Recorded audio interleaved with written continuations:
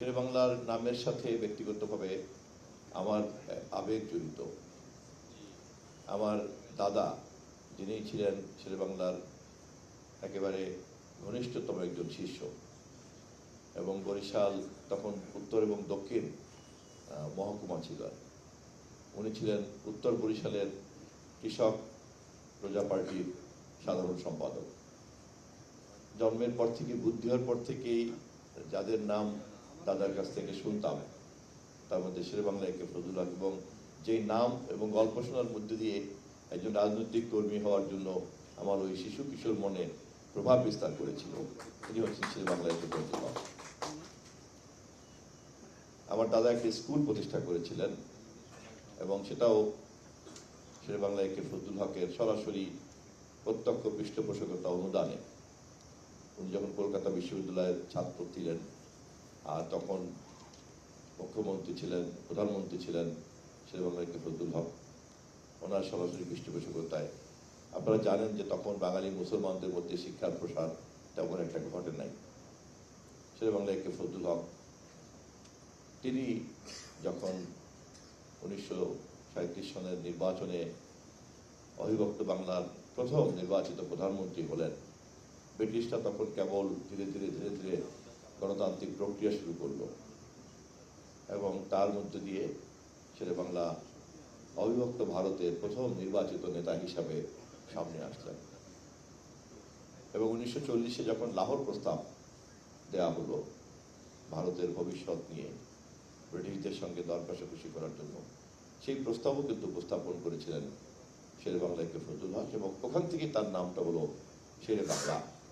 কারণ সর্বভারতীয় মুসলমানদের সেটা একটা সমাবেশ ছিল, সেই লাহোরে অনুষ্ঠিত হয়েছিল। সেখানে উনি যেহেতু এই প্রস্তাবটা উপস্থাপন করেছেন,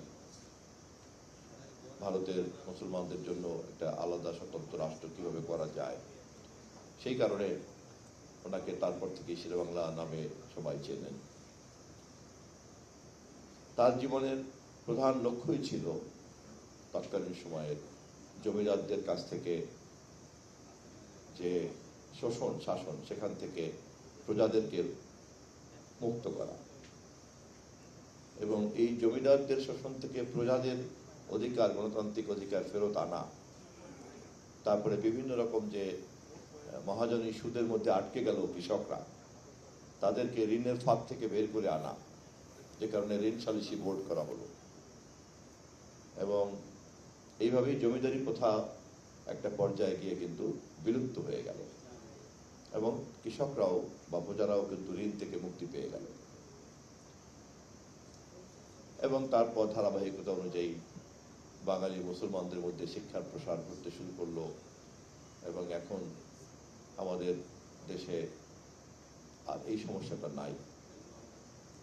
কিন্তু যারা ইতিহাস সম্পর্কে চর্চা করেন তারা সকলেই বুঝতে পারবেন যে জমিদারি প্রথার হাত থেকে এই কৃষকদেরকে, প্রজাদেরকে রক্ষা করা, জমিদারি প্রথা বাতিল করা, ঋণ সালিসি বোর্ড গঠন করা, এবং এইভাবে কৃষক প্রজাদের, কারণ এর 90% তখন মুসলমানরাই ছিল কৃষক প্রজা, জমিদারদের বেশিরভাগই ছিল তখন হিন্দু। এই পুরো বিষয়টাই নিষ্পত্তি হয়েছে শেরেবাংলার চিন্তা থেকে, শেরেবাংলার কর্ম থেকে, শেরেবাংলার রাজনীতি থেকে, এবং শেরেবাংলার হাত ধরে। একই সঙ্গে এটাও আমাদেরকে খেয়াল করতে হবে, যখন জমিদারি প্রথা উচ্ছেদ হয়ে গেল এবং প্রজা জমিদারের সম্পর্ক যখন আর থাকলো না, স্বাভাবিকভাবেই শেরেবাংলার রাজনীতিও কিন্তু অপ্রাসঙ্গিক হয়ে পড়ল। সে কারণেই শেরেবাংলা এখনকার যুগে তার রাজনৈতিক উত্তরাধিকার বলতে গেলে আর নাই। কারণ তিনি যে রাজনীতিটা করতেন, সেই জমিদারি প্রথা যেহেতু শেষ হয়ে গেছে, প্রজারা যেহেতু মুক্তি পেয়ে গেছে, এ কারণে আর কৃষক প্রজা পার্টির কিন্তু আর প্রয়োজন পড়ে নাই।